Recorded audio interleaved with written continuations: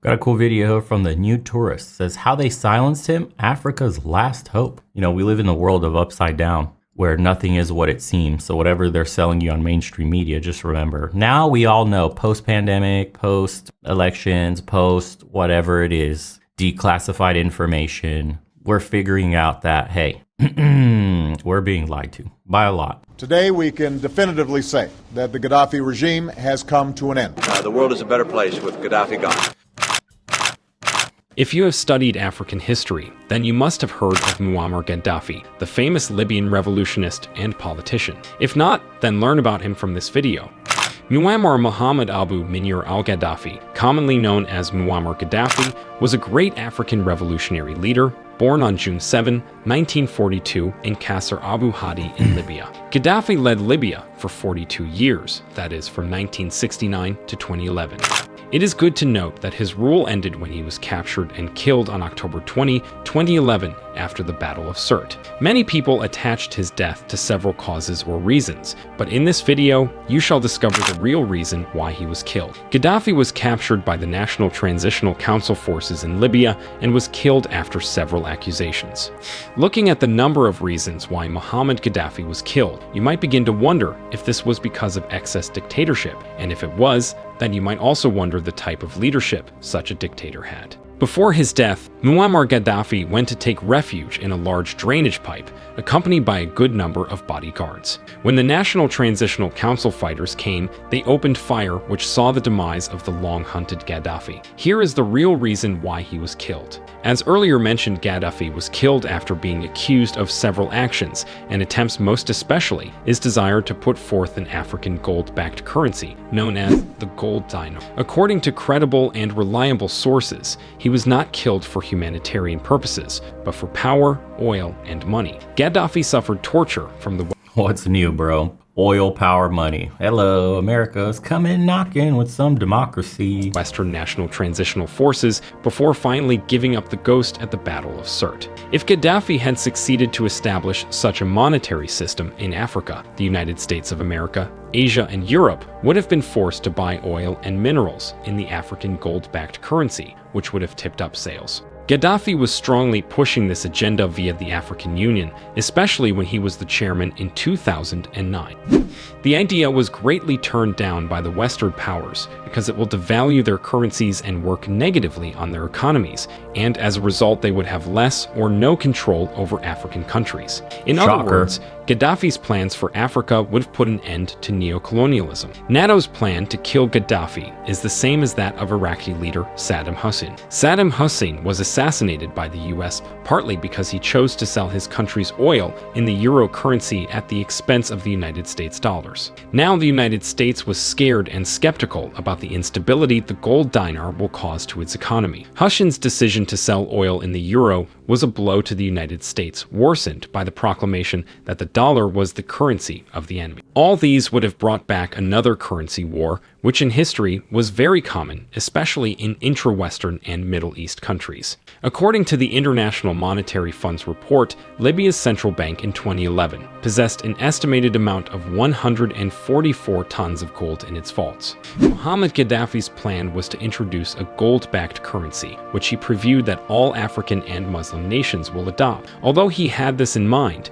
he felt it could be some sort of rivalry with the euro and dollars. How the United States got to know about the gold dinar. A senior advisor to the United States President, Sidney Blumenthal, indicated to his Secretary General, Hillary Clinton, through an email, Gaddafi's government was holding 143 tons of gold and similar amounts of silver in their bank. In late March 2011, these stocks were taken to the southwest direction of Libya's border with Niger and Chad. More heat was added to the matter when former French President Nicolas Sarkozy, who also had interest in Libya, learned about the gold and silver that the country had. He also therefore embarked on attacking Libya. Some of Sarkozy's plans was to gain a share in Libyan oil production, to increase their French influence in this country and North Africa, to improve his internal political situation in France, to provide the French military with a chance to regain its position in the world, and to address Gaddafi's plans of freeing the so-called Francophone Africa from the parasitic French control. Very interesting when you consider what's happening today. with the quote parasitic French control and them essentially getting kicked out of West Africa, Niger being in the news right now, stopping uranium exports completely to France, which is scaring the shit out of them because obviously what that means to their energy security. For those of you that haven't been reading up, let me put it up for you guys so you can see what I'm talking about. This is all happening very recently. President Ibrahim Traoré has set social media ablaze with his comments lamenting how Africa, despite all of its richness and natural resources, is still so poor that its leaders have to travel to the West to beg for aid. He made these comments while attending the second edition of the just-ended Russia-Africa Summit in St. Petersburg, Russia, that took place from July 27th to July 28th, 2023. President Ibrahim Traoré, who is Africa's youngest president, also stressed the need for African countries to forge new alliances moving forward to guarantee a brighter future for their people. Les questions que mes générations se posent sont les suivantes, si je peux me résumer, c'est de ne pas comprendre comment l'Afrique, avec tant de richesses sur notre sol, avec une nature généreuse, de l'eau, du soleil en abondance, l'Afrique est aujourd'hui le continent le plus pauvre. L'Afrique est un continent affamé. Et comment se fait-il que les chefs d'État traversent donc le monde à mendier? Voici des questions que nous nous posons et que nous n'avons pas de réponse jusque-là. Nous avons l'occasion de tisser de nouvelles relations. Et j'espère que ces relations puissent être les meilleures pour donner un meilleur avenir à nos peuples. Said to have been a shy but intelligent boy in school, Burkina Faso's Captain Ibrahim Traoré is one of the most recent military commanders to capture power in a coup in one of France's former colonies in West Africa. President Traoré also pointed out the irony of African leaders seeking aid from the West, despite overseeing countries with abundant resources. By voicing the frustrations and long-held questions of many Africans, Traoré has emerged as a symbol of hope for change and a catalyst for challenging the status quo in Africa's leadership and economic landscape. As a young leader, Traoré's advantage lies in his ability to connect with the aspirations of Africa's youth, who make up a significant portion of the continent's population. Many young Africans are eager to identify with fresh ideas and identities of leaders like themselves, who can bring about innovative approaches to governance and tackle long-standing challenges. Traoré's youthfulness thus brings a sense of relatability and represents a beacon of progress for a generation seeking to reshape Africa's narrative and usher in a new era of prosperity and self-reliance. Hopefully he lives to see out this change because back to the reality of the ones who control the world. Here's what they actually want. Hillary Clinton, the then United States Secretary of State, after hearing this, sought to prevent creation of such a currency in Africa. This hard currency would have allowed Africa to shake off the last heavy chains of colonial exploitation in the continent. The allegedly leaked email of Hillary Clinton had far-reaching implications on the fluid state of post-colonial relations with the West. If this is to be likened to something, then it is an eye-opener. Where Africa seeks to build an independent economic structure, the West is seen to try and derail those plans so as to retain its primacy in world affairs. That is why Gaddafi saw an unexpected death due to his desire to get Africa and Muslim states a new currency. If you are just joining us, then you are watching the real reason why Gaddafi was killed. Like the video and share it so it reaches many more Africans. You can also subscribe to our channel and turn on the notification bell in order not to miss any of our amazing content. Let us talk more about the gold dinar, a groundbreaking dream for Africa. Gaddafi's objective of this new currency was to divert oil revenues towards the state-controlled funds rather than American banks. In other words, it was aimed at stopping the use of the dollar for oil transactions in African countries, most especially Nigeria, Tunisia, Egypt, and Angola. In fact, these countries were ready to change their currencies as soon as the golden dinar was launched. Unfortunately, in March 2011, NATO, or the North Atlantic Treaty Organization coalition forces, began a military action in Libya in the name of freedom and humanitarian concerns. Surprise, surprise, baby. Gotta go free some locals. Unfortunately, many ignorant Libyans listened and believed the Western media instead of backing their leader. Gaddafi succeeded to rule Libya for over 42 years because he managed to gain support of many Libyan tribes by providing them with free water, almost free gasoline, free health system, as well as cheap and affordable education. Damn, what a monster. And I'm sure he's done some crazy shit as a dictator in 42 years, which is not being excused at all. But here's an article, August 17, 2023, to show you just how well and how liberated Libya is today. from our intervention for humanitarian purposes. We're here to save the population. Renewed violence in Libya reflects power of militias. Clashes in the capital, Tripoli, this week left 55 dead. Rival militias wield tremendous power in the oil-rich country, which is a jump-off point for refugees trying to reach Europe. Progress toward a unified national government installed. Wow. So Libya today is a war zone amongst rivaling militias. 55 people have been killed this week in fighting in the Libyan capital, the deadliest clashes there in a year. Here's what's happening and what it means. Look at the smoke bellowing out. The article says the Libyan revolt in 2011 toppled a longtime dictator, Muammar al-Gaddafi, amid the Arab Spring protests calling for democracy and greater freedoms in the Middle East and North Africa. But a civil war followed in Libya, and the country's 7 million people has suffered through uneasy ceasefires and intermittent fighting among competing militias ever since. Today, Libya remains divided among dozens of rival armed groups, some of which are supported by foreign powers such as Russia, Turkey, and the United Arab Emirates. Wow. And the United States. So it's a free-for-all over there. Let the best man win. And whichever backed militia wins, that country's going to come in and reap all the benefits of their natural resources, stripping away wealth from the local population while they enrich themselves. Hello, neocolonialism, alive and well, doing its job. Wow. We sure did some humanitarian aid there, boys.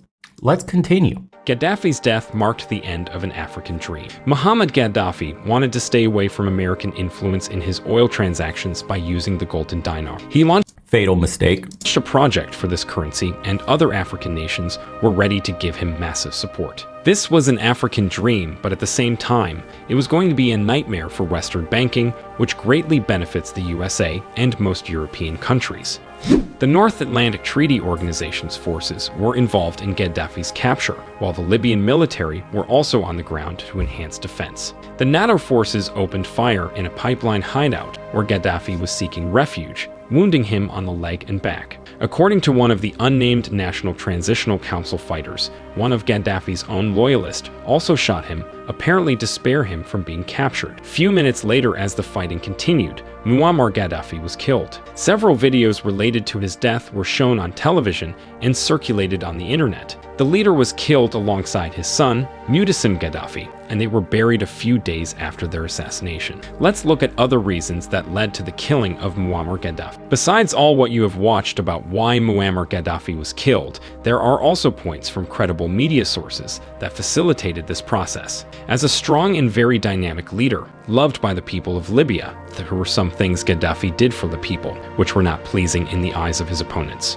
1. In Libya, there was no payment for electricity during Gaddafi's reign. Electricity was free for all citizens. Fuel, education, and healthcare were almost free or close to nothing for most Libyans to afford. 2. With an excellent management of oil revenues, the Libyan state had managed to store hundreds of tons of about 143 tons of gold, according to WikiLeaks, and the same amount of silver. All these resources were going to make Libya the most influential country in Africa, supplanting France, for instance. What do you know? There were no interest on loans in Libyan banks and state-owned financial enterprises. Loans were given at 0% interest rate by law. 4. Living in a house was a must-have issue for all Libyans. Gaddafi even vowed that his parents would not get a house until everyone in Libya had one. In fact, having a house in Libya was considered a human right. Wow. 5. All newly wedded couples in Libya received money from the government to build their new apartments. Look at that. 6. Necessities were given out freely or at very affordable prices to Libyans to better their lives, amongst others. What an evil bastard. All these were seen as provocative and dictatorial to those who were not in support of Gaddafi's projects, which at the end culminated to some fighting and subsequent killing of the revolutionary leader of Libya. All these other reasons why Gaddafi was killed are gotten from the Muslim Times media source. Gaddafi even carried out the world's largest irrigation project in Libya, the Great Man-Made River. This project utilized giant pipes to send fresh water from the Nubian sandstone aquifer system Fossil Aquifer across Libya, and it was fully funded by the Libyan government. No loans from the IMF or China.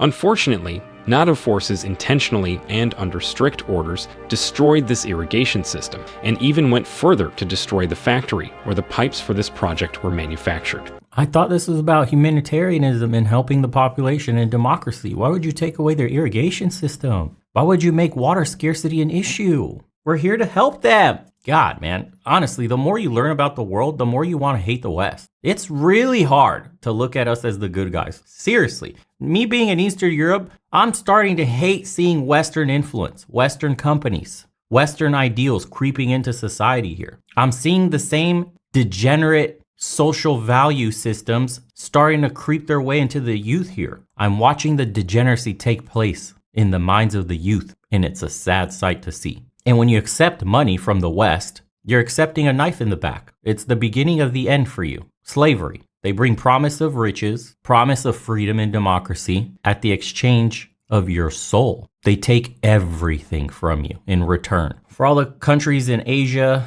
Africa, all the ones developing right now, I hope you guys find a solution that doesn't involve the IMF, any Western banks, any Western influence, and Godspeed to you, because any move will be met with death. So hopefully that young guy will live out in Burkina Faso, will live to see his old age and his dreams come true. I have an idea, an inkling, because history repeats itself, that there's going to be some Western-backed coup, something in years' times, and it just won't come to fruition. Puppet government gets installed, business as usual. Send that wealth over to the West, boys. This was a project that was aimed at helping Libyans, so why destroy it if your goal is to free the same Libyans? Good That question. is how you saw it on this video titled, The Real Reason Why Gaddafi Was Killed. We hope you now have ample facts to back your doubts after watching. For a quick summary, although Muammar Gaddafi had his own personal shortcomings, what is widely known about him by people in Libya and Africa was that he was at the verge of getting Africa out of external control, as you have just watched. Many sources gave different ideas about the real reason why Gaddafi was killed, which normally were based on what they perceived about the whole situation of establishing a new currency in Africa. Several biographers and observers characterized Gaddafi as a populist. He was well known for appearing on screens severally to answer questions that people asked him. As a highly esteemed figure, Gaddafi dominated Libyan politics for 4 decades and was a subject of a pervasive cult of personalities. He was decorated with several awards and praised for his anti-imperialist stance, support for Arab and then African unity, as well as significant for the development of Libya. Gaddafi transformed Libya into a new socialist state in 1977. He officially adopted a symbolic role in governance, but remained head of both the military and the revolutionary committees responsible for policing and suppressing dissent. We have seen the assassinations of many African leaders who had the mission of freeing their people from Western influence or uniting Africa. Look at the likes of Patrice Lumumba of Congo, Sir Abubakar, Tafawa Balewa of Nigeria, and Thomas Sankara amongst others. History is just repeating itself, only the actors are changing. Africans must avoid external influence and work with their leaders to foster development in their countries. If this video was an interesting one to you, then please give it a like. What impact do you think the death of Gaddafi has imposed on Africa? Do you think that Libyans made a very big mistake to stand against Gaddafi when he needed them the most? Good luck to all the boys in Africa. Hope to see you gentlemen one day rich and prosperous, free from control of foreign influences. I'd love to visit one day and just be in awe at the continent. But certain people, certain influences, certain countries refuse to let that happen, man. And unfortunately, human nature is this. Blood must be spilled in order for change to take hold. It is what it is.